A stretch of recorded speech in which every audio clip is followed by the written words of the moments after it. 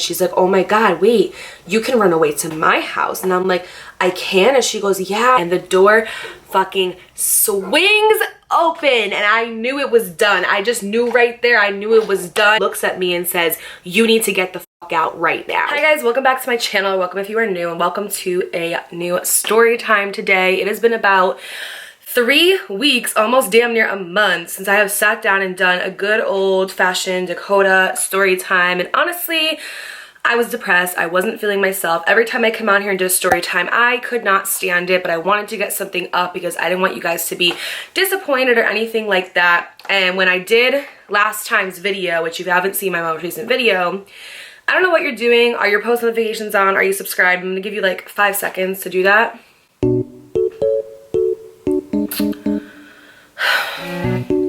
Did you do it? Okay, good. So if you haven't seen my last story time, I basically did like a Wine Wednesday segment where I came on here and I told my subscriber's story.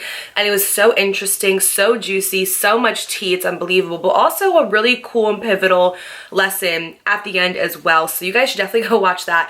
But I had so much fun with that video. I loved editing it. I loved posting it. And I sat back and I was like, I need to get back to doing the content that I love doing. I know you guys want the daycare series, but I'm just not ready to do that right now. I've come on here so many times and I've started it and ended it and it just never ends up going over well. So I'm gonna wait to do the daycare series until I feel ready to do so, and I just don't feel ready to do that right now. I'm sorry to disappoint you guys. It's not gonna happen for a little while because I don't want to. I don't want to. I always do everything that you guys want, every video that you guys want, but this series is gonna have to wait because I'm not up to doing it right now. Anyway, so I have felt so good the past couple days. I have been back on a schedule, back on a routine, redeveloping my relationship with God, and I just feel like I don't even care what the fuck happens to me. I have God on my side, I have source energy on my side, and I trust their plan. And I lost that for a bit because I was doing what I wanted and I was operating in my ego, doing what my ego wanted and not what source and God wanted for me. And we are not fucking doing that anymore. There is 4 months left of 2022. Value yourself, okay? Put yourself in a position to win. Bet on yourself. Start on those goals. You're gonna wish a year later that you had started today. Get shit done, because guess what? The only thing that is consistent is change. And you can either go on with life or you could sit in the passenger seat and watch someone else live it for you. Okay, so we're not doing that anymore. Today's story time is one that is going to be so fucking juicy and I'm so excited to tell it. I ran away from home at 13, and no, this is not clickbait. I was troubled. Watch my high school horror story series if you want to get caught up on that.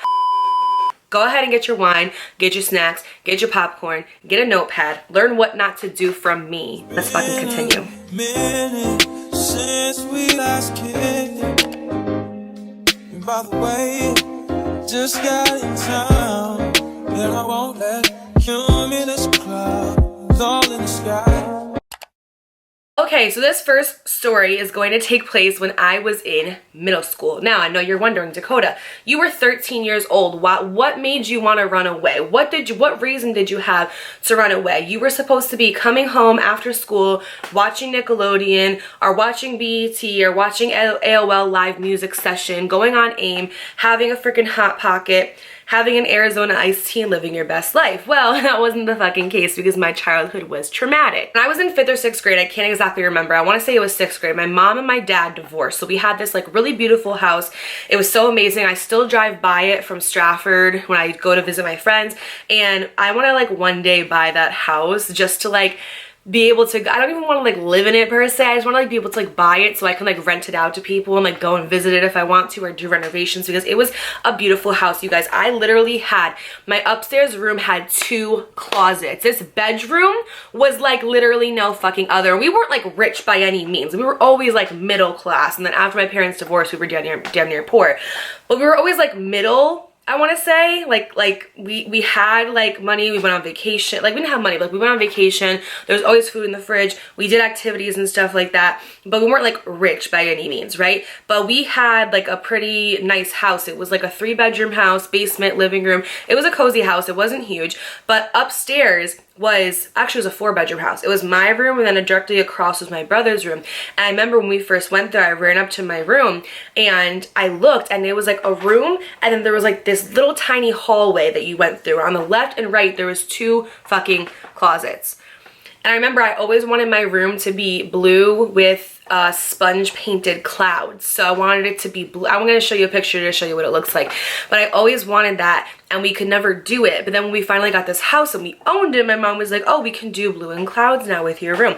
I just remember I loved that house so fucking much. I loved that environment so much. And we basically were living in that house.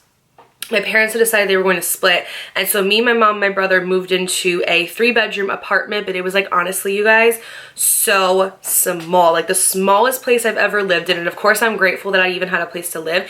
It was so small. It was on top of a music school, okay? So below they did like voice lessons, trumpet, violin, guitar, like all that stuff, right? And then above was our apartment, and it was so tiny. It was like the most outdated apartment ever. There was like flower fucking wallpaper. There was still wallpaper in this apartment, bitch, okay? Like, just not the vibe. Like, not the vibe at all. And I remember underneath, whenever they would do lessons, the music would be so loud. So you want to sleep in on a Saturday? No, because little Timmy downstairs has an electric guitar session at 6 a.m., bitch. 6 a.m. in the morning. So you're not sleeping in. You're not fucking sleeping in at all. It was just, it was a ride, okay? But that is where I got voice lessons downstairs, and I started like my little like short-lived singing thing. So it was cool, don't get me wrong. It was just different. So we moved there, and basically after my parents had divorced, my dad was suffering from his alcoholism. It wasn't really in my life too much. My brother was also on drugs, and he was just like not a great person. So my living environment was so chaotic, and I never wanted to be home. I literally remember I would go to my friend Emily's house every day after school, and I actually talked about in my like Me Too video how I always went to her house after school, and how I owe her and her family like my literal life, because they were like my safe. I'm trying so hard not to get emotional because I already cried enough in that video. They were like my safe space, where like, oh fuck, I went to their house every day, and they never questioned it. They were never like, why is this girl here? They were never like, why is she never home? Like, they just always welcomed me. They fed me. They were like my safe space, because I never wanted to be home. And I would just go there every day until my mom came home, and then she would pick me up. And I owe them so much, because they literally saved me in so many fucking ways. But regardless, besides the point, I never wanted to be home, right? It was just a chaotic environment. I hated it, and I never wanted to be there. So fast forward some time, my mom ends up getting in contact with one of her ex-boyfriends who lives in New Jersey. So she got in contact with him, and they were kind of just like talking on the phone for a couple weeks, like little pen pals. And then they decided that they were going to meet in person. So what he was going to do is he was going to drive down on like a Friday from New Jersey after work to Connecticut. He was going to stay the weekend, meet my mom, meet me and my brother, and they were just gonna like hang out, get to know each other, and see if they could develop some type of relationship. Now, this was an issue for me because my parents had just divorced like 6 months ago, I want to say, maybe a year. I don't exactly remember the time, but it was still fresh, right? And I was dealing with a lot. I just started 7th grade in this new middle school. That was a big change. We just went from this like amazing dream home where I loved my house so much to this little apartment that was like above a music school, and there was like so many changes, right? Like my brother was going through his like drug stuff, and my dad was going through his alcohol stuff, so I didn't really have him too much in my life, and it was a lot going on at one time. And the last thing that I wanted was this crusty, dusty, rusty, musty man coming into my life thinking that he could tell me what to do, where to go, and how to be. And we're gonna get to my ex-stepdad in this story, and I'll just tell you how his character was, and you'll understand why I despised. I've never despised anybody in my life, but I despised that man because he was such a piece of shit. So he comes and he meets my mom and he meets me, and I remember I was on my way to a football game actually, because the high school was having a football game and I was going to meet my friends there. That's actually the night I got my first kiss. That is the night I got my first kiss. I will never forget it. So basically my like little boyfriend at the time was gonna come by and he was going to drive me on his bike there, and I was gonna be on his pegs.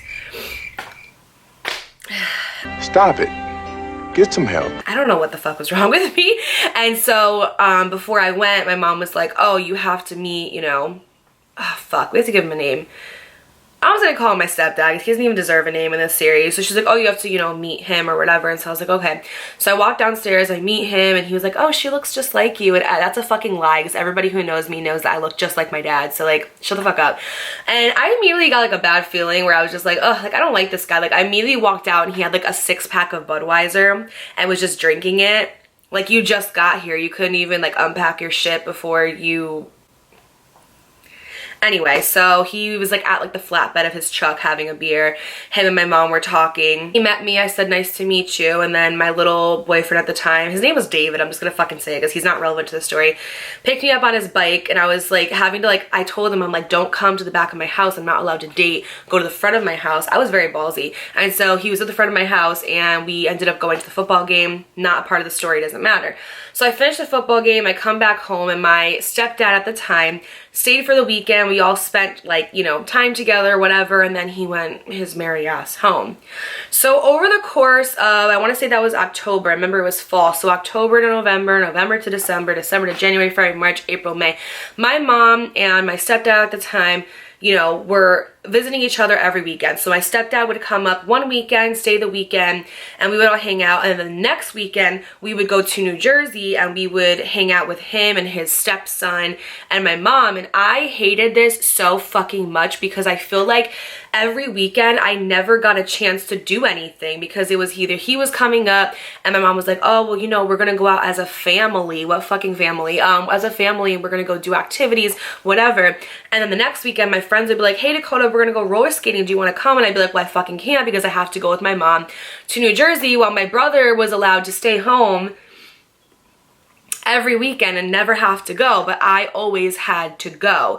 And I didn't like it because, first of all, my stepdad smoked inside of his apartment, which was, can you be quiet over there, please? I know you're like a ghost and everything, and I respect that, but while I'm filming, shut the fuck up. Anyway, it was just disgusting. Anybody knows, like, if you hate cigarettes like me, smell of cigarettes, if it really affects you like it affects me, it's just like disgusting. Like, nobody wants to smell that. And he would smoke that in his apartment all the time. And also, I didn't have my own room, so like when we went there, it was my mom and my stepdad in their room, my stepbrother in, well, soon to be, in his room, and then it was me in like the living room. So I didn't have any space, and I didn't have friends there at that time yet. So I just like I couldn't leave and fucking go anywhere. It was like literally the worst thing in the whole entire world. And over time, I slowly started to develop this like hatred towards my stepdad, because out of nowhere, my mom drops this bomb on me that we're moving to New Jersey.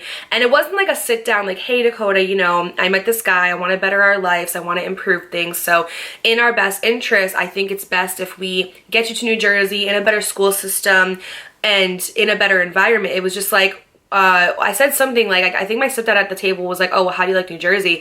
And I was like, I really can't actually fucking stand it. Like, I actually like Connecticut way better. And my mom was like, oh, well, what are you gonna do when we move here? And I was like, what? Cut the cameras. There was no conversation. It was just like, we're moving here. You can try kicking and screaming. It's not gonna work. You have to come. Like, you're coming, Dakota. Like, we're moving here. We're gonna be a family. And there's nothing you could do about it. And so for me, I always felt this like lack of control in my life, which is why I think I have this such craving for control present day, because back in the day I didn't have any, right? Things were spiraling, everything was falling apart, and there was nothing I could do about it. So as a child, I just always felt like I just had no control, no say, anything over anything. But anyway, that's a conversation for my therapist. I'm not gonna fucking bore you with it.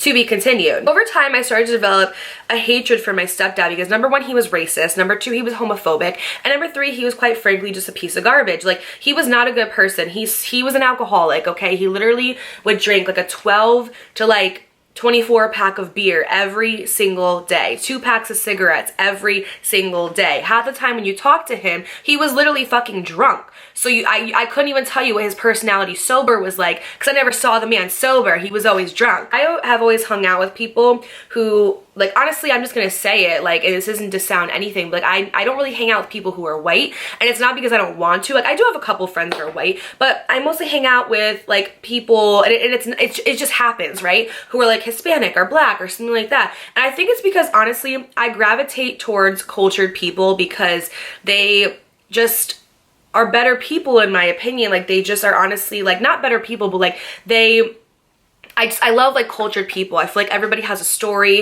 and I feel like I can relate to them a little bit more. Like, a lot of my friends that I had when I was younger that were, like, white were, like, super well off, had money, you know, had a perfect family home, and I didn't have that. And I felt like, you know, I could relate to people who were cultured a bit more because we had gone through similar things, right? Obviously, I didn't go through, like, things that they, like, you know, obviously, like, discrimination, things like that, but if I saw that one of my friends was being discriminated against, I would always stand up for them and be that voice of reason and be like, don't treat her different because she has a different color skin. Like, what the fuck is wrong with you? Like, I would always, like, stand up for them, and they would always, like, appreciate that for me. But I always hung out with people who were different colors than me because who fucking cares, right? Like, I love people. It doesn't matter the color of your skin.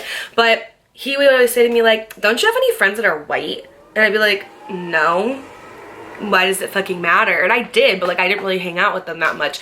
And it's like, all your friends are like Hispanic and black. And I was like, okay, I like them. What the fuck? Why the fuck does that matter to you? Like, shut the fuck up. So he was racist and he was very homophobic. He'd always make fun of gay people. And if you know me, I'm very anti, like, I am so, like, I like social injustices against people who are a different skin color irritates the absolute fuck out of me. I will always defend people. I will go to the ends of the earth for people to know that you cannot discriminate against someone because they have a different skin color than you. They're the only, okay, we can have different opinions about fucking pizza and about football teams, but we cannot have different opinions when it comes to racism, okay? If you are racist, you are a literal piece of crap.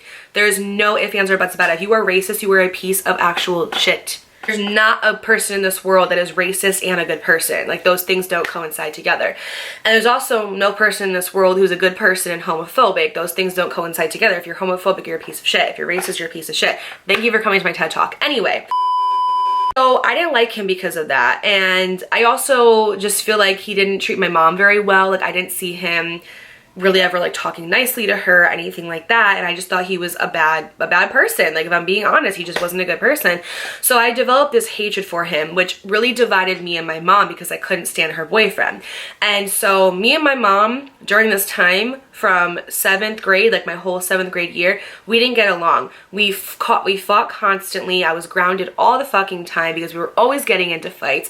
I couldn't stand her boyfriend. Me and her weren't seeing eye to eye on like absolutely anything. And I think for her, it was more so a thing where it was like, hey, I see this as a way for us to get out of, you know, Connecticut and to go and give you a better life, and you're giving me a hard time. So I see where she was coming from, but I also see where I was coming from. In hindsight, the best thing that ever happened to me was moving to New Jersey because I got to do a lot of really great things. I had a lot of opportunities. I got a better education. So I'm happy that I went. It's just the way that I went that I didn't like. So I understand where she was coming from. She was just trying to give me a better life, right? So we just weren't seeing like eye to eye, and we were both just like really like, we just like didn't like each other. I'm just being completely honest. I could tell she didn't like me. I definitely didn't like her at that time. We did not like each other. And my dad was suffering with his addiction and my brother was suffering from his addiction.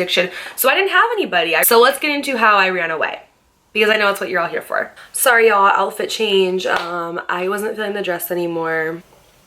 This is literally soda. I don't even drink soda, but this Sunkist berry lemonade, so good. Honestly, there's so many other reasons why I just couldn't stand him, and me and my mom began to really divide. Like, we weren't getting along at all, and it was honestly, I can say within my heart, it was one of the worst periods of my life. I just feel like I didn't have anybody who understood me. I felt super alone. I was depressed. I was, you know, just literally like just so upset all the freaking time. And, you know, like I said, my brother at that time was, you know, addicted to drugs and stuff. And he was just such a horrible person to live with, to be around. And, you know, there's a reason why we don't speak. I cut him off years ago, like years ago, and I can confidently say that we'll never talk again. I've always seen other people be close with their siblings, and it makes my heart so warm because I'm like, wow, like, to always have like that best friend per se of a sibling where it's like no matter what y'all go through, you're always going to be, you know, sisters or brother and sister, or like whatever the case may be, is something that I never had. I have 3 brothers, and a lot of people don't know that because I don't talk about it because there's not much to talk about. I'm only really like semi-close, I guess you could say, with one of my brothers. We talk every now and then, but that's about it. Like, my daughter doesn't even like know that I have brothers because they're not around. And I don't know, it's kind of sad when it comes to the family stick. I feel like I got the really fucking shitty end of it, but that's okay. Me and my mom were just more and more dividing, and it was getting to the point where we just couldn't even have a simple conversation without us fighting. And, you know, my stepdad, I feel like he didn't like me. And he would always tell my mom, like, oh, like, I love Dakota and blah, blah, blah. But, like, that's what narcissists do, is, like, they'll act crappy towards you and then be like, oh, but I'm just doing it because I love you, right? Or, oh, I'm just acting this way because I want to like protect you. So, for example, he had a son, and obviously I was a girl, and he had this he was such a misogynistic, like he was homophobic, racist, and a misogynistic. So he was so misogynistic that he would always say, like, basically it was like boys could do whatever they want, they could stay out till whenever they want, they don't need to have a curfew, they could hang out with whoever they want, but girls need to come home at a certain time, need to have a curfew, can't hang out with certain people, can't do certain things. Like, it was such like a divide, and I would be like, well, why can so-and-so do that, but why can't I do that? And then he'd be like, because you're a girl. And then my stepbrother and then my brother, because when he would come and visit us in New Jersey, before, you know, when we did move, they would like jump in on it and be like, yeah, because you're a girl. Yeah, because you're a girl. And that's why I'm so much about like woman empowerment now, because my whole life, not my whole life, but for a majority of my life, I was told the reason why I was treated the way I was treated, and the reason why I couldn't do the things that I wanted to do was because I was a girl, because men were more superior and women were, you know, below that. And so now I've come into, and I always knew that that was wrong, and so I always told myself when I was older, I would fight so hard for social justices when it comes to being a woman, because I feel like we're always given the short end no matter what, and it's just not fucking right. So I feel like my stepdad didn't like me, and he would always like, he wouldn't say it, but he would like, he would basically say like that I was causing issues with my mom and his relationship. Proposed to my mom. I basically just got a phone call. It was the one time that I was allowed to stay in Connecticut when my mom went to New Jersey, and it was like, hey, you know, so-and-so proposed to me today literally in the parking lot, and we're gonna get married. And her thing was that she wanted to get married to him before we moved to New Jersey. We were set to move to New Jersey the end of June, and she wanted to be married before that. Time goes on, and I am just kind of like mentally preparing for me leaving all of my friends, leaving my family, going to this new state, not seeing anybody. And it was really hard, you guys. I was going through such a hard time. I was so depressed. I was also having my own like identity issues. I was having like issues like with like you know, like bullying and stuff like that. So it was a really hard time in my life. I remember the day that my mom and my stepdad got married, and if I could find a picture, I'm literally gonna put it on here, because you guys, in these photos, I refused to smile. I refused to smile. They got married at a courthouse, and then after that we went to this little like a room at like a country club or something, and I don't even know what it was, but there was a little like golf course and stuff, and so we decided to take pictures over there, and I refused because I was so mad. Like, I did not want my mom to get married to this guy. I couldn't stand him, and just the thought of him literally made me want to just like stick toenails in my eyeballs dipped in hot sauce. Like, I was like, I don't want to fucking do this shit. So you could literally see me in every single photo so mad. I had no control over my life, no control where I was going, no control with what I was doing, no control and no say. So of course I'm gonna react like I'm a freaking Pisces. What do you think I'm gonna do? Stay conformed in a box? No. So I remember the day that I ran away like it was fucking yesterday. So it was the end of school and I had already planned that I was gonna run away. I don't know who I thought I was. I don't know what the fuck I was thinking, but I knew in my mind and my body and my soul that I wanted to run away. I was like, I'm not dealing with this anymore. Like, this is literally getting to a point where I'm so miserable. I'm so unhappy. I don't want to move to New Jersey. I want to stay in Connecticut. I want to stay here and live my life. I can't stand my stepdad. So in my mind, logically, I was like, well, you can just run away and then you don't have to go. I don't know what I was thinking or if I thought, like, the way that my mom, like, supervised me, I don't know how I thought that she was just going to be freaking okay with that shit. So I was just like, okay, well, we have to make a master plan, like, where are we going to run away to? So I remember going to school that day, and I'm in the cafeteria, and all my friends are around, and I literally just out of nowhere was like, guys, I'm running away. I was like, I'm running away. And they were like, oh my God, no way. And I was like, yeah, I'm running away. I was like, I can't stand my stepdad. I don't want to move to New Jersey. Me and my mom aren't getting along. I'm running away. And they were like, okay, well, like, we'll help you. Like, what can we do? And I was like, well, I have to figure out a place to go. And so they were like, everybody was kind of like conjuring up a plan. They were like, okay, well, like, maybe you can go here, maybe you can go there. And then one of my other friends, she wasn't really my friend, but she was like an acquaintance of mine, was like, yeah, like, I'm running away too. Like, my mom, all she cares about is like my little sister, and she don't care about me. And she told me that she wishes it was just her and the baby, so now it's going to be. So me and this girl come up with this like this diabolical plan of like, oh, we're both gonna run away, right? So we were trying to figure out where we could go like together, and everybody at the table was like, well, I got a mom that will literally like take a chocolate and whoop my ass, so you can't come to my house.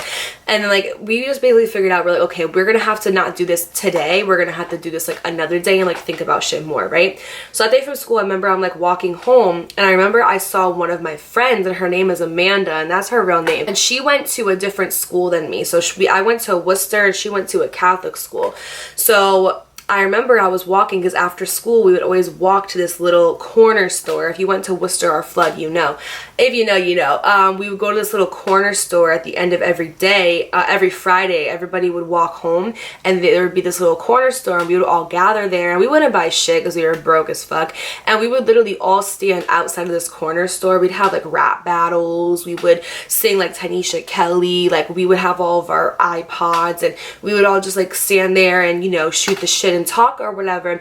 And so I saw my friend Amanda, and I was like, oh shit, girl, what's up? Like, haven't seen you in a little bit, because at one point me and Amanda were like best friends, and we were attached at the hip, and we were hanging out every single day after school, because again, like I said, I didn't want to go home. So we were hanging out literally all the time, and I hadn't seen her in like a couple weeks. And so she comes up to me and she's like, hey girl, like, how have you been? And I started telling her, I'm like, like, not good actually. And I started telling her kind of like what's been going on at home. And she knew that I was moving to New Jersey, and she was not happy about it. And she was like, yeah girl, like, we gotta think of something, because I'm not letting you go to New Jersey. And I was like, me either. So I started telling her, I'm like, girl, honestly, like, I've been thinking about running away. And she's like, oh my God, wait, you can run away to my house? And I'm like, I can? And she goes, yeah, me and my sister, we share a room, and connected to it is like a little attic. And we start coming up with this diabolical plan. Let me remind you that her parents are super strict. Her dad is one of the scary, to this day, because we're still best friends, to this day, he is one of the scariest men I have ever met in my whole entire life. The most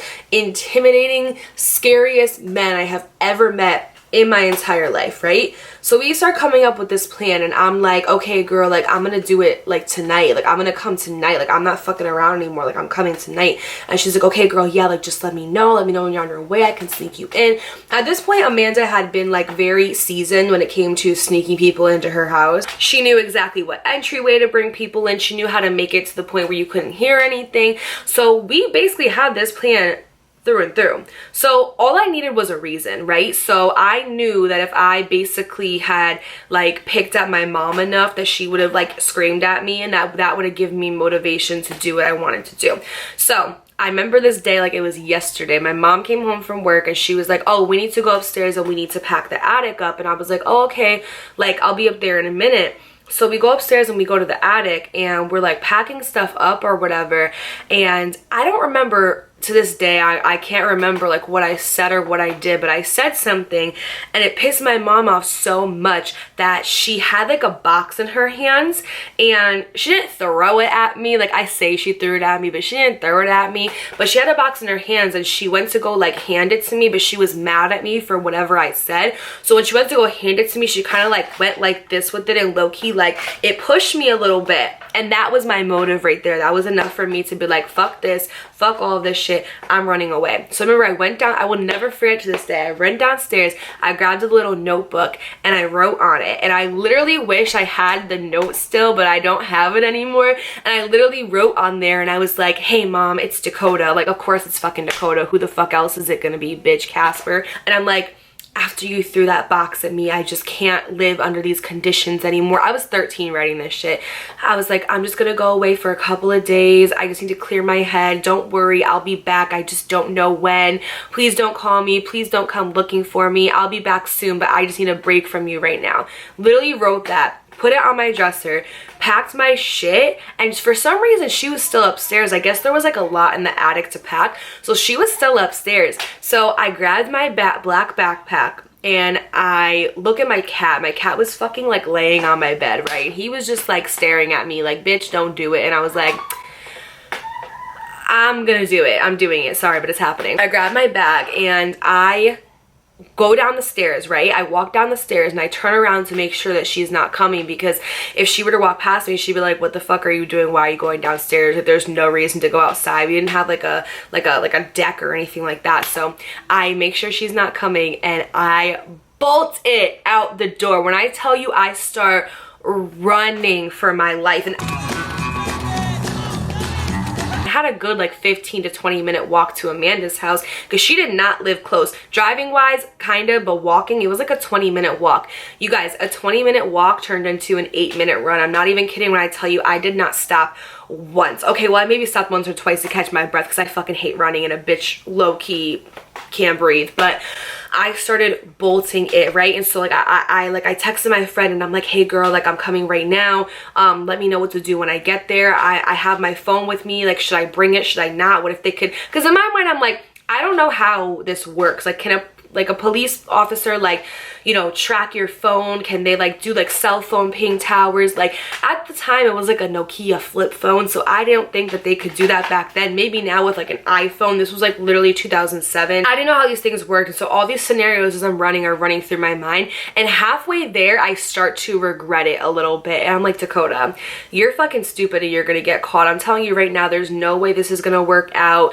What are they gonna do when you don't fucking show up to like school tomorrow? What are they gonna do when, you know, they have an Amber Alert out for you thinking that you got kidnapped and shit? Like, I just like halfway there was like, I don't know why I did this. I freaking regret this. Why did I do this? This is not gonna pan out well for me at all. But it was also at that point where I'm like, I fucking know that my mom already read that note and that the cops are already on their way looking for me.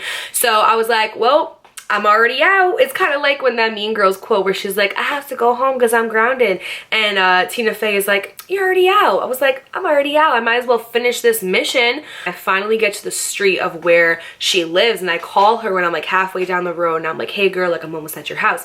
And she's like, okay, cool. She's like, okay. So she gave me like specific instructions to basically come through her basement because her basement had a side door. So we were going to go through there. Her parents were already asleep. It was pretty late at night, so her parents were like already asleep. I was gonna come in, I was gonna basically like get in bed with her, and then the next morning we were gonna just like figure shit out, right? So immediately as I'm on the phone with her, my mom's calling on the other line, and I'm like, fuck. Like, first of all, it took you a long time to notice, bitch. 20 minutes? But anyway, like, fuck, my mom's calling me and she's like, girl, you gotta get in here right now. They're probably already looking for you. They're probably like already going to all of your friends' houses, etc. Get to her house and I go through the door and we're tiptoeing through the house trying not to wake her parents up. So where she lived, it was like a basement and then like a long staircase up into the living room. And then from there was another long staircase up into her and her sister's room. So we go in there, and her, like, to this day, me, her, and her sister laugh about it because we frequently will go like have like beach dates and stuff. And I was like, when I walked in that room, Stephanie was literally looking at me and she was like, oh, hey girl. She's like, heard you're running away, like, let me know what I can do for you, anything to help out. Like, she was like that mom from freaking Mean Girls. I'm not like a regular mom, I'm a cool mom. Like, she just literally was like laying in her bed on her phone and she just did not care at all. And I'm like, you're supposed to be the voice of reason and tell us to not be doing this. Like, she did not care. Another thing that's funny too is so a couple weeks after I had ran away, one of her sister's friends had ran away, but she was there for 7 days, literally living in their attic. Like, Stephanie was like bringing her food, bringing her clothes. When their parents went to work, she was letting her shower. Like, we literally laugh about it to this day. She was like, we basically used to foster like runaway kids in our fucking house. I get in her room and I'm like, yeah, hey girl, we're trying to be quiet because we don't want her parents to wake up. So before I know it, my phone starts blowing up. So my cousin Hillary starts calling me, my cousin Madison starts calling me, my mom is calling me back to back to back to back to back, leaving me voicemails being like, you better come home right now. My brothers are calling me. So my brother that I lived with at the time, and then my other brother Jay was calling me, and I was getting voicemails from everybody, right? Absolutely everybody. And I wasn't answering any of them. So we're just laying in bed, we're chilling, we're watching TV, and we're trying to come up with this plan about how I'm gonna stay in the house, because her parents, like, it's not like they're never going to come up in their room, you know what I mean? Or they're never going to use the attic. So we're talking about basically what we're going to do, like what's going to happen, like when like the school gets called and things of that nature. And we just did not think that far. We were so young and dumb because we didn't think as far as to like, okay, I'm not going to show up to school. What's gonna happen? Like, what's gonna happen to my grades? Am I just never gonna go to fucking school again? Like, I was literally only like 13 years old. I was nowhere near 18. Like, I literally was written as a runaway. So I'm chilling in her room, whatever, and all of a sudden I get another call from my brother Jay. And growing up, when I was close with my brothers, my brother Jay was always my favorite brother that I was really, really close to, and that I really like admired and respected and looked up to because he was so freaking intelligent. That man is so smart. And so basically all the voicemails I'm getting are like telling me off, like telling me that like, what the fuck is wrong with you? Get the fuck back home. Like, are you crazy? Are you dumb? And then the voicemail from my brother Jay was like really sweet, and it was like, hey Dakota, it's your brother. I understand what you're going through right now. I get it. There's been times where I'm gonna get emotional. There's been times where, you know, like I wanted to run away and I just wanted to quit life and not participate, but he's like, this is not the way to get over your problems. You have to face them head on. You can't run away from them. You have to go home, Dakota. At least if you're not gonna come home, at least let me know that you're safe, because I don't know where you're at right now and I don't want anything bad to happen to you, but just please call me back and just let me know what's going on. I love you so much. You're my little sister. You're the only sister that I have, and I just want to make sure you're okay. I love you. Please call me. And I don't know what it was. I think it was because at that time I severely needed love. I just felt like, I'm getting emotional, oh my god. I just feel like my mom was so caught up in my stepdad and so caught up in my brother because he was, you know, having his addictions, and so caught up because she was working full-time and going to school, that there was just no time for me. And when there was time for me, it was met with negativity or us fighting or, you know, just getting into it over something. And I just felt like I just needed somebody to show me fucking love and somebody to just support me and be like, hey, like, I know you're acting out because you're hurt, so let me help you type of shit, right? So I don't know what it was, but everything in my gut was like, Dakota, call him and let him know you're okay. But that's where I fucked up, because police can track voicemails and where you're at and your location, even on a Nokia flip phone. So I don't know how, but when I was younger and the phones were different, like we had a flip phone, you used to be able to not call somebody back. Instead, what you could do is, after you listen to a voicemail, it would give you the option to either call them back, delete it, or leave them a voicemail back. But you didn't have to call them in order to do so, and they don't have that anymore. And I think that's just really rude and disrespectful. So I basically left my brother a voicemail being like, hey Jay, I'm okay. I just need a couple days to clear my head. I'll go back home, but I'm not ready to right now. Thank you for calling. I'm safe. I'm at a friend's house. Please don't tell anybody I called you. Like, please just keep this between us because I just don't want to go back home. Thinking that he's not going to tell my mom that, bitch, she called me. here's the voicemail, y'all go track it and find out where she is. So basically what happened was the police station tracked my voicemail, and they were able to pinpoint that I was at my friend Amanda's house. So remember I told you before that her dad is a very scary man. He's very big, very scary, very intimidating. We're laying in her bed and we are watching a show. We're all kind of just like talking, chit-chatting, whatever, and all of a sudden we hear somebody coming up the stairs. So we hear somebody coming up the stairs, we quickly turn off the TV, and Amanda covers me with her blanket, right? So she covers me and she's like, shh, don't worry, he's not gonna come in here. So we pretend like we're all sleeping, and the door fucking swings open, and I knew it was done. I just knew right there. I knew it was done. I knew I was done. I thought I was gonna either die, go to jail, or get thrown out a window. One of the three was happening. So basically he walks in, he rips, bitch. When I say rips the blanket off of me, looks at me and says, you need to get the fuck out right now. Oh my God, you guys, when I tell you, I was more terrified of him than I was of my mother when I fucking came home, okay? So he tells me that, and Amanda just looks at me and she looks at him, and Stephanie is just pretending to be asleep still. And she's like, I want no smoke, I want no parts.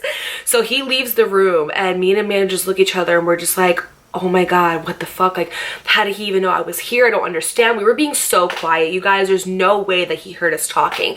So in my mind, I'm thinking that he just heard me and he thought that I snuck in and that I had to get the fuck out. So I did not know that my mom and 3 cops were waiting outside of Amanda's fucking house for me, okay, bitch? So after all that happened, my heart is racing like a million miles per second. All of a sudden, I see Amanda's mom come in, and Amanda's mom is the sweetest woman I've ever met my whole entire life. And she's like, Dakota, what's going on? She's like, your mother just called me and told me that she's, you know, she's outside because you're in my house. And she's like, you know, she told me you ran away. And she's like, sweetie, you can't be doing this. You really have to work things out with your mom. Like, she's the complete opposite of Amanda's dad. And it's just so funny because like, that's why they work together, because he's like a hothead and she's like the calm, chill one. So they balance each other out.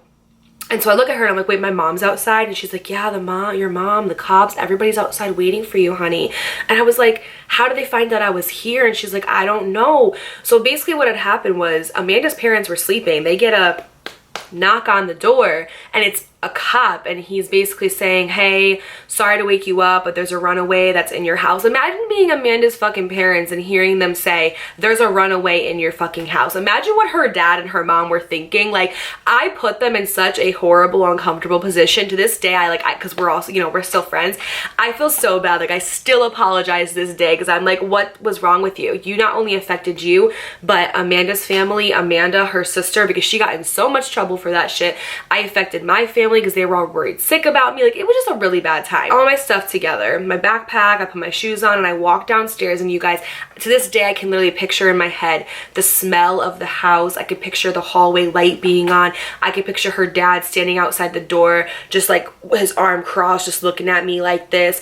I picture Amanda like holding me and being like, girl, it's gonna be okay, I'm so sorry, just call me tomorrow. Because she knew once I walked down those stairs that my life was over. If my mom was really waiting for me, like her mom said that she was, my life was over as I fucking knew it, and nobody was ever gonna see me alive again. So I grab all my stuff. I even had a hat on, bitch. I had an all black outfit on. I put a hat on, a backpack, everything. And I walked down the stairs, and my mom is just waiting like by their door area, just waiting for me. And I could look at her face and tell that she wants to fucking kill me, okay? She wants to literally kill me. But it's one of those things where like she's waiting until we leave to kill me because she doesn't want to look crazy. So we get downstairs, and Amanda's mom, you know, we go past Amanda's dad. He just is like death staring me. We go down the stairs, and her mom is just like has my hand on her shoulder, and she's like, listen, she's like, this doesn't affect anything. We still love Dakota. She's still more than welcome over here anytime she wants to come. She was like, we really love her, you know, like don't go too hard on her because, you know, she did this just because she's confused right now. But I did tell her that, you know, she needs to work things out at home and that she can't be doing this. My mom's like, yeah, thank you so much, I appreciate it. Get your shit, let's fucking go. Like, that's basically what she was saying to me by just looking at me. So I say goodbye, I hug Amanda because I'm like, bitch, this is the last time I'm gonna see you. That was the last time I saw her until I came back to visit. We leave the house and we're leaving and I see the cop cars like pulling away. So I'm like, oh, okay, like that's weird. I thought that normally when you're a runaway and you're found that you have to like basically like be evaluated by the cops or they have to like talk to you or something. So I was like, okay, at least the police are going away. Now I just have to deal with my mom, right? So the whole car ride home, my mom's silent, and that is worse than my mom raging, because that means that when I get home, I'm in for some shit. We basically get to my house and I see a cop car pulled in the driveway. So I'm like, oh great, wonderful. I thought that I was alleviated from this, but I guess not. He just wanted to wait till I came home to whip my ass. So basically we get home and we're walking up the stairs and she's like, give me your phone. Don't even say anything. Just give me your phone right now. So I gave her my phone, which at that time was like my literal fucking lifeline. So I gave her my phone and we walk upstairs and there's a cop already basically in the house. And I think maybe he just came in and like my brother let him in. I don't know how he even got in the house, but he comes in and I walk up the stairs and he's like, so what's going on? Why did you run away? Like, why did this happen? And he was not nice. He was very like stern, to the point, wasn't like trying to like hear my side of it. He just was like, what the fuck, like what's wrong with you? Like, you're 13 years old, why are you giving your mom trouble? And so I basically, I don't know what came over me, because you guys, I was the most introverted, like let me read my book under a tree type bitch when I was younger, but I had balls and I literally looked at him and I said, because I don't want to live here, because this house is literally so toxic and so chaotic and I don't want to be here. And he looks at me, he looks at my mom and he goes, well, listen, I'm gonna give you two choices. Either you stay here. I don't know why I'm looking over here. You stay here. I think because I'm pretending like I'm him. He's like, you stay here, you work with your mother, you do what she says, and you obey her, because you are 13 years old, and I don't know who you think you are thinking that you can make these choices, but you're not an adult. You're still a kid. And oh, by the way, your choice is either you could stay here and obey your mother and listen, or if you really don't want to live here, no problem. I can take you away to a place where there's a bunch of kids that you are not going to like, and that's a real toxic and chaotic environment. So you can either stay here and you can suck it up, or I will take you somewhere where you can live, and I'm telling you that you're really not going to like it there. So what's your choice? And I was like, I'll stay here. And he's like, yeah, because if I ever get a call again that you run away and I personally hear this, I will personally come to your house and I will take you to this place where you have to go, because this is not right and we cannot have this happening. And I basically shit my fucking pants that night, you guys. He had the whole uniform on, like just seeing the gun, just seeing his little like walkie-talkie like beep and like people talking, like it was so fucking frightening. I was so scared. So I basically end that night and my mom's like, go to bed right now, we'll talk about this tomorrow, I don't want to hear a fucking word from you. So I go into my room and everything's taken away. My TV, my computer, everything is taken out of my room. I literally could do nothing but sit there and look up at the fucking wall. That was it, okay? That was literally it. So the next day my mom has work, and so she's at work and I ended up you know, like staying home from school.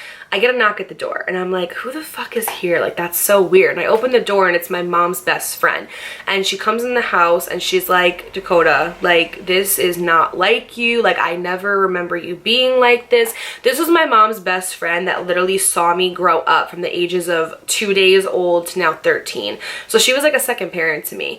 And she comes in and she's like, Dakota, like what is going on? Like, this is not like you. Like, I always remember you being such a good girl. You've never been disobedient. Like, what's going on?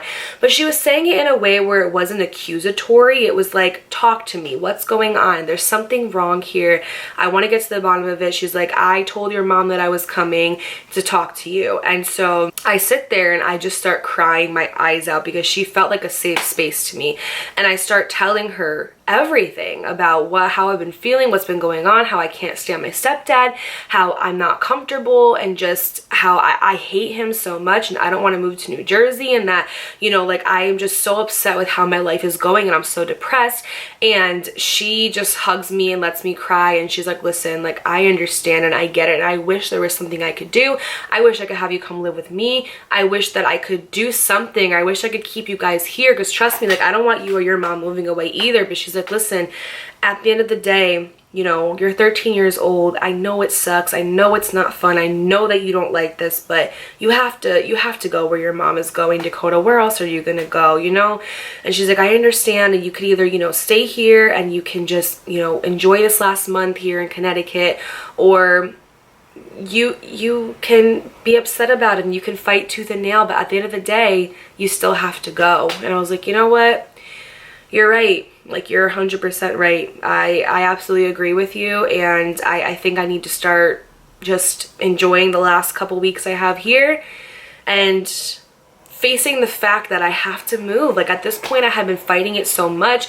I was even reaching out to my dad because my dad was suffering from his addiction. I would call him and be like, Dad, please, like, can you get yourself together and get an apartment and we can live together? Like, I don't even care where we live. I don't care what it looks like. I don't even care if I have a room. I just don't want to go to New Jersey. And I was like begging my dad, calling him, and I don't even think he remembers these phone calls. Like I said, he was like suffering from addiction, but like I would call him and just cry and beg, be like, Dad, please, like, can you just get yourself together? Like, can you get sober? Can you start saving money? And I was 13 doing this shit, you guys, and it just wasn't right at all. And he just couldn't get it together. I remember the day that I was like moving, I just kept calling him because I just wanted him to come pick me up and come just save me and take me out, and he just didn't ever pick up the phone. I think when my mom even called him to tell him I ran away, and he never called her back, but he was dealing with his addiction at the time. We've, you know, moved past that, and he's an amazing father now, helped me raise my daughter, like, you know, so I've seen past that. But like, I was just, I had no other choice. I had to go. I've exhausted all my options. I tried to do everything in my power to stay, and it just wasn't happening. And I finally came to that conclusion by talking to my mom's best friend. So we wrap up the conversation, and she's like, listen, I told your mom that although what you did scared her and gave everybody a panic attack, that you need to have something in here to do. You can't just be sitting here looking at the ceiling. Like, you need at least a TV. So I convinced her to let me give you your TV back. So it's in the basement. I'm gonna go grab it and hook it up, and at least you have that, so that way you're not sitting here twiddling your thumbs. And I was like, thank you so fucking much. I believe that God truly like sends angels during certain periods of your life to help you and to heal you. And I feel like at that time, like, she was that angel that I needed so desperately. She comes and brings my TV up, and she plugs it into the wall, and she's like, you know what, I'm gonna talk to your mom. I'm gonna try to, you know, tell her where you're coming from, because I think she'll receive it a little bit better from me. I think she's a little angry at you right now, but don't worry. She's like, everything's gonna be fine. Just don't worry about anything. Everything is going to be okay. And I just felt so much better. Just, that's what I needed the whole fucking time, was someone to just tell me, Dakota, it doesn't matter if you stay here or you move to fucking Alaska or Antarctica, like, you're gonna be fine. So my mom's best friend ends up leaving, and then I think like literally 2 hours later, I get another knock on my door, and I'm like, dude, who the fuck is here? So I go downstairs and I open it, and it's my cousin Hillary, and she comes in and she just starts going off on me, and she's like, I was in a dead sleep, and I wake up to a phone call that you ran away, and I was besides myself. I thought that you were killed. Like, she literally was just giving me like the most Oscar-worthy performance of her whole entire life. And I was just looking at her like, bitch, it's not that serious. Like, I was literally found in an hour. It's not like you guys had to put flyers up. It's not like I was on a milk carton. Like, I was found within an hour. Relax. And then another 2 hours later, I get another knock on my door, and I'm like, okay, this time I'm not freaking answering it, because my mom was home at this point. So I was like, I'm not answering that shit. So my mom goes and she answers it, and I hear my cousin Hillary again, but this time she's with her daughter Madison. And so I'm thinking maybe they're just gonna come by so we can hang out. Like, I don't know what's going on. All of a sudden my door swings open, and it's my cousin Madison, and she's like, hey, and I'm like, oh, hey. I'm just like reading a magazine. She comes up to me and smacks me on my head, you guys, literally like on my head. And I literally look at her and I'm like, what was that for? And she's like, that was for running away because you are so dumb. She's like, why the fuck would you do that? First of all, did you really think that you were gonna just take a break for a couple days and nobody in this family was coming to look for you? Like, are you dumb, Dakota? Like, what the fuck is wrong with you? And she's like, I was so worried sick about you. Like, why did you do that? And we just kind of like started laughing because she was like, Dakota, you're so fucking stupid. Like, you literally wrote a letter saying like, I'm running away and I'll come back in a couple days. She's like, at least if you're gonna run away, like run away. Like, don't do it like that. So we kind of just start laughing, kind of sits and we just talk. And, you know, she was kind of there for like a lot of the things that I was going through. And, you know, she would kind of like listen to me and I would vent to her and stuff. So she knew everything that was going on. That's why after she smacked me, she was laughing because she was like, what the fuck is wrong with you? So what ended up happening to kind of like conclude this part of the story is I ended up moving to New Jersey. I had no choice. I went kicking and screaming. When I tell you that for the next 2 weeks, because we were moving in 2 weeks, I went to school. I wrapped up my last day of school. I didn't get my phone back until July. I think I got it back for like 2 days just to like call everybody and say goodbye. I was not allowed to go see my friends. I was not allowed to go say goodbye to anybody. I was not allowed to hang out with anybody. I was not allowed to see the light of day. I was on house arrest, literally. And my mom was not playing around. She was like, you are not getting this phone back until I feel like you earn it. So you best believe that I was busting my ass with my Cinderella hat, going around the house, scrubbing the floors with the toothbrush, doing chores. Like I was trying, and my mom wasn't telling me to do these things. I was doing it because I wanted my phone back. So, you know, when you're a teenager and your phone is like your literal lifeline, I felt like I was on like an EKG system. I'm like, I need my fucking phone. I need it right now. So we wrapped up everything. We packed up the house. We had to get rid of my cat because the place that we were going, they wouldn't accept animals. So the plan was to give him to my friend until we got a new apartment.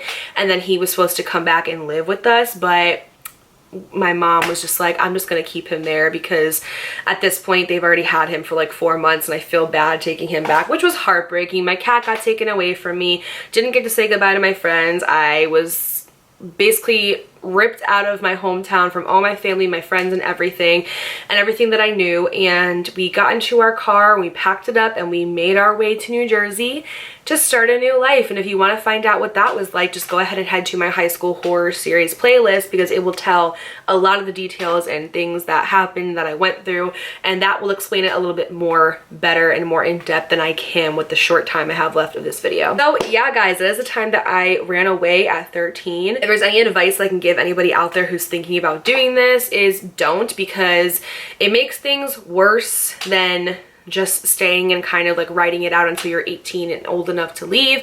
It definitely is like a funny story to tell, but at the time it definitely wasn't funny. I cannot picture in my mind how my mom was freaking out because she didn't know where I was. I could have been with a boy, I could have been with like a gang, I could have been with like a drug dealer. Like, who freaking knows? Like at 13, like you think that everything is so innocent and cute, but you can get into some shit if you're around the wrong people. And you know, I can definitely look back now and see that my trauma played a big part in this because I just was a young teenager that was so misunderstood, didn't have anybody to talk to, didn't feel like I belonged here, had a place, and so I acted out naturally because I felt like I was so controlled and confined and that I had no choice and that I didn't have a voice or say in anything. And so now as an adult, I crave control so much in my life because I feel like I'm making up for lost time for not having those choices and that control when I was younger. Something could have happened to me. Somebody could have picked me up. Somebody could have saw me. I could have gotten kidnapped. There's a lot of bad things that could have happened. And I put my family through a lot of stress. I put Amanda's family through a lot of stress. And it just was not worth it and wasn't a good time.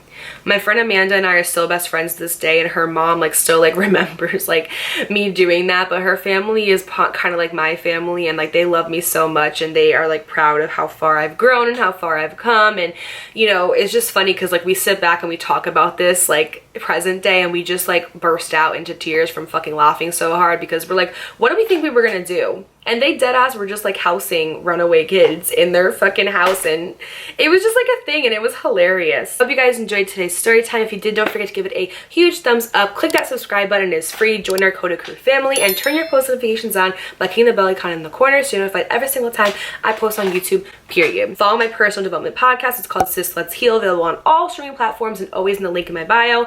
Follow me on all my socials so you can catch up with me when I am not here on YouTube. Isn't an option due to unusual rain and thunder. baby, I wonder.